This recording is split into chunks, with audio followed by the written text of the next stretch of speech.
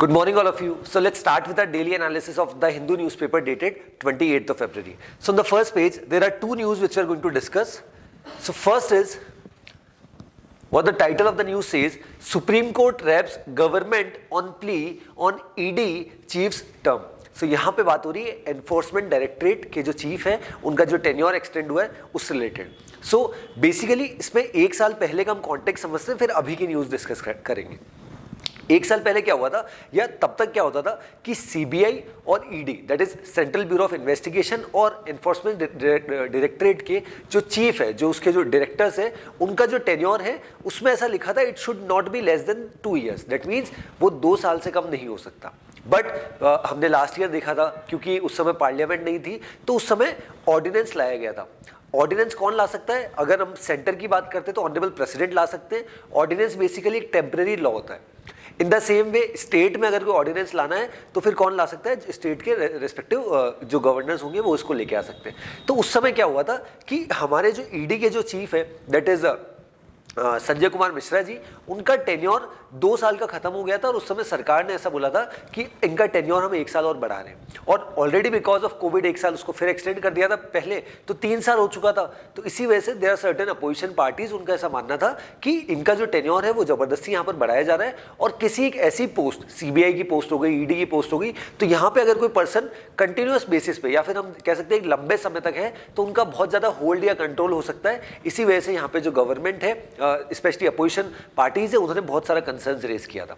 But यहाँ पे सरकार ने बोला कि on the basis of merit, because हम जानते हैं, हम चाहते हैं कि संजय कुमार मिश्रा जी बहुत सही डायरेक्शन में बढ़िया काम कर रहे हैं, तो इसी तरीके से वो काम करते रहे. सीबीआई ईडी एक इंडिपेंडेंट बॉडी है. तो फिर क्या हुआ, फिर यहाँ पे जिस तरीके से जैसा मैंने आपको बताया जो ऑर्डिनेंस लाया गया, उस ऑर्डिनेंस में क्या बोला कि अब ईडी चीफ का जो टेन्योर है वो मैक्सिमम, क्योंकि उसमें क्या लिखा है, it should not be less than 2 years. उसमें ये तो नहीं लिखा कि वो 2 साल तक ही हो सकता है, 2 साल से कम नहीं हो सकता, 2 साल से ज्यादा हो सकता है. दैट मीन्स तो इसी वजह से अब जो है ईडी और सीबीआई के जो चीफ है उनका टेन्योर ओवरऑल 5 साल कर दिया गया.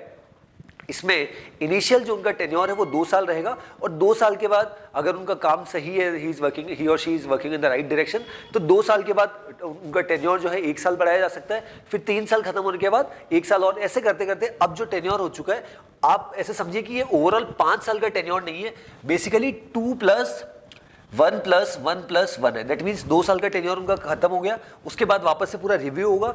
अब अगर एक्सटेंशन मिलता है तो कितने साल का मिलेगा? 1 साल का मिलेगा, 3 साल का नहीं मिलेगा. देन 3 साल कंप्लीट हो गए और एक्सटेंशन यहाँ पे अगर सरकार देना चाहती है तो इस तरीके से 4 और 5 साल तक एक्सटेंशन यहाँ पे सीबीआई और ईडी के चीफ को यहाँ पे दिया जा सकता है. बट यहाँ पे हुआ क्या, जैसे ये चीज आई और लास्ट ईयर भी हमने देखा था नवंबर महीने में इस तरीके से रिलेटेड इश्यूज आए थे और उसके बाद उनका टेन्योर संजय कुमार मिश्रा जी का बढ़ा दिया था. अब यहाँ पे क्या हुआ, अपोजिशन लीडर्स का, जैसे मैंने अभी आपको बताया कि उनका ये मानना है कि बार बार अगर सीएमई पर्सन को अगर आप एलिवेट करोगे या फिर उनको रेकमेंड करोगे, उनको कहीं ना कहीं उनके टेन्योर को एक्सटेंड करोगे, तो कहीं ना कहीं वो उस सिस्टम का हिस्सा हो जाएगा और चांसेस है कि उनके कुछ लोगों के साथ ऐसे रिलेशन हो सकते हैं और वो कहीं ना कहीं डेट्रीमेंटल हो सकते हैं हमारे देश के लिए. तो जैसे ये एलिगेशन थे, अब यहाँ पे क्या हुआ, जो सेंटर यूनियन गवर्नमेंट, उन्होंने सुप्रीम कोर्ट में बोला कि हम तो मेरिट बेसिस पे यहाँ पे क्या कर रहे हैं, कुछ लोगों को एलिवेट कर रहे हैं, बट जो अपोजिशन पार्टीज है वो यहाँ पे हस्तक्षेप कर रही है कि ये सही नहीं है. तो जो हमारी ऑनरेबल सुप्रीम कोर्ट, उन्होंने ऐसा बोला, देखिए हमें आप पॉलिटिक्स के मुद्दे में यहाँ पे मत लाइए, ये आपका अपना मुद्दा है जो आप करिए, बट अगर यहाँ पे कुछ पार्टीज का ऐसा मानना है अपोजिशन का कि ये सही नहीं है या आप उसको काउंटर कर रहे हैं, तो इसके लिए यहाँ पे supreme court is not the right path जहाँ पे आप आ रहे हैं अपनी बात रख रहे हैं. इसी वजह से यहाँ पे क्या बोला है, supreme court wraps up governments on plea on ED chiefs term. I hope ये पूरा टॉपिक समझ आ गया होगा कि टेन्योर किस तरीके से होता है. पहले tenure not less than 2 years था और उसके बाद अपोजिशन ने बोला कि 2 साल हो चुके हैं, टेन्योर खत्म करो, और रीजन भी उस समय कोविड था तो 1 साल बढ़ा दिया. बट यहाँ पे सरकार एक ऑर्डिनेंस लेके आती है थ्रू प्रेसिडेंट, ऑनरेबल प्रेसिडेंट, और फिर यहाँ पे क्या किया गया कि नॉट लेस देन 2 years है. दैट मीन्स उसको बढ़ाया तो जा सकता है. इसी वजह से अब जो टेन्योर है वो 5 साल कर दिया गया और वो भी 2 + 1 + 1 + 1. इस तरीके से टेन्योर पूरा यहाँ पे चल रहा है. सो आई होप ये न्यूज समझ आई होगी. चलिए then next news. Agnipath scheme is in national interest set by Delhi high court. So यहाँ पे दिल्ली हाई कोर्ट ने बोला है कि जो अग्निपथ स्कीम हम लेके आए थे, जिसके थ्रू यहाँ पर रिक्रूटमेंट किया जा रहा है 17.5 से 21.5 ईयर्स ऑफ एज के जो हमारे यहाँ पे जो किड्स है, चिल्ड्रंस है, उनको यहाँ पे आर्मी में रिक्रूट किया जा रहा है ऑन ए टेम्परेरी बेसिस। उसमें 15% लोगों को परमानेंट रखा जाएगा और बाकी लोगों को अलग अलग कुछ स्टेट गवर्नमेंट में या कुछ जिस राज्य से बिलोंग करते हैं वहाँ पे उनको कुछ बेनिफिट्स दिए जाएंगे। तो जब से यहाँ पर ये स्कीम आई है, हमने देखा काफ़ी सारे लोग इसको बहुत प्रोटेस्ट कर रहे हैं। उनका ऐसा मानना है कि 4 साल तक जो आर्मी में ये लोग चले जाएंगे, उसके बाद में क्या होगा। तो इस वजह से बहुत सारी कंट्रोवर्सी यहाँ पर आ रही थी। बट यहाँ पे एक बार आप उसमें एंटर तो होइए, 4 साल आप रहिए, आपकी इतनी सेविंग्स हो जाएगी, प्लस आपको डायरेक्टली कोई आर्मी में तो वहाँ पे तो नहीं भेज देंगे, सरहद पे या बॉर्डर पे भेज देंगे, बट आपको जो ऑलरेडी आर्मी में लोग सर्व कर रहे हैं उनके साथ काम करने का, उनसे सीखने का मौका मिलेगा। और ये करने का हमारा सबसे बड़ा रीज़न ये था क्योंकि चाइना जो हमारा पड़ोसी देश है और हमारे लिए एक बहुत बड़ा थ्रेट है, तो चाइना के जो आर्मी में जो ट्रुप्स हैं उनकी एवरेज एज और हमारे यहाँ की जो आर्मी की जो ट्रुप्स है उनकी एवरेज एज में बहुत डिफरेंस है। इंडिया में जो आर्मी की अगर रफली एक एवरेज एज की बात करें तो लगभग 32 ईयर्स है, और वही अगर चाइना की बात करें तो 26-27 है। तो उसी चीज़ को, उसी गैप को, उसी वॉइड को फिल करने के लिए ये स्कीम लाई गई थी। Plus we are already aware कि हमारे पड़ोस में जो देश है, specially we are blessed with great neighbours like China and Pakistan. तो ऐसे में हमें हमारी फोर्सेस को, हमें हमारे डिफेंस कैपेबिलिटीज़ को बढ़ाना बहुत ज़रूरी है। तो इसी की तरफ यहाँ पे एक स्कीम यहाँ पे लाई गई थी, that is Agnipath scheme last year.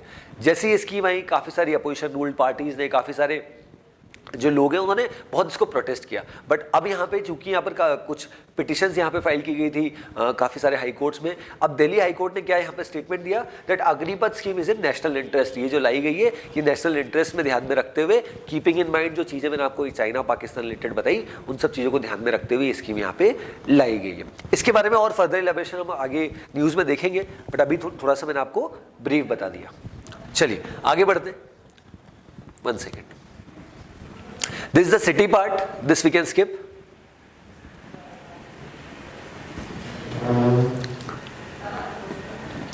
Okay, so now we'll move directly to the editorial part. Today we'll be discussing 2 editorials and 2 opinions. So what the title of the second editorial says, unpacking the new set of e-waste rules. So अगर हम देखें आज हमारे देश में हम petrol और diesel vehicle से यहाँ पे बढ़ रहे हैं। पेट्रोल एंड डीजल व्हीकल इतने समय तक हमारे देश में चल रहे हैं, now we are shifting from petrol and diesel vehicles to electric vehicles. But क्या इलेक्ट्रिक व्हीकल्स की बात की जाए या इलेक्ट्रॉनिक वेस्ट की बात की जाए, आपका हमारा मोबाइल फ़ोन हो गया, एसी हो गया, रेफ्रिजरेटर हो गया, जितनी भी चीज़ें, फैंस वगैरह, लाइट्स, किसकी बात करो तो वो भी तो सब कहीं ना कहीं टेक्नोलॉजी है, और वो भी एक सर्टेन टेन्योर के बाद उनका जो यूसेज है वो खत्म हो जाता है, वो ख़राब हो जाते हैं। तो उसका आप प्रॉपर डिस्पोजेबल या डिस्पोजिशन किस तरीके से कर रहे हो ताकि हमारे एनवायरनमेंट में उसका इम्पैक्ट ना आए। इसी वजह से समय समय पे हमारे देश में ई वेस्ट रूल्स यहाँ पे लाए गए। सबसे पहले इसकी शुरुआत 2011 में हुई थी, 2011 में, फिर इसको 2012 में इफेक्ट में लाया गया था, फिर उसके बाद 2016 में, फिर 2018 में इसको अमेंड करके, और अब finally November 2022 that means last year November month में और इसमें अमेंडमेंट्स किए गए। और अब यहाँ पे क्या किया गया है, 1 अप्रैल 2023 से यहाँ पे इसमें बहुत सारी चीज़ें चेंजेस की गई है, और उसके साथ यहाँ पे ई वेस्ट रूल्स मैनेजमेंट को बहुत बेटर करने की यहाँ पर कोशिश की जा रही है। इसमें क्या क्या चीज़ें इसको समझेंगे। सबसे इंपॉर्टेंट है इसमें कि क्या किया जा रहा है, ई वेस्ट का जो पूरा रिस्पॉन्सिबिलिटी है that is extended producer responsibility. That means जो प्रोड्यूसर है किसी कमोडिटी का, सपोज कोई कंपनी फोन बनाती है और वो बेचती है, तो now the ball lies in the hands of this producer कि वो किस तरीके से यहाँ पे ओवरऑल जो मैनेजमेंट है या ई वेस्ट जो हमारे देश में बढ़ रहा है उसको रिसाइकल करे।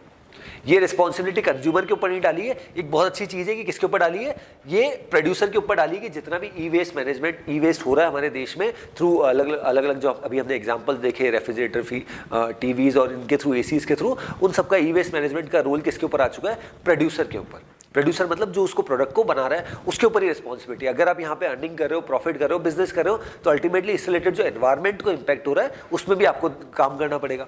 देन अब यहाँ पे इसमें क्या क्या हुआ है, इन चीज़ों को पढ़ते।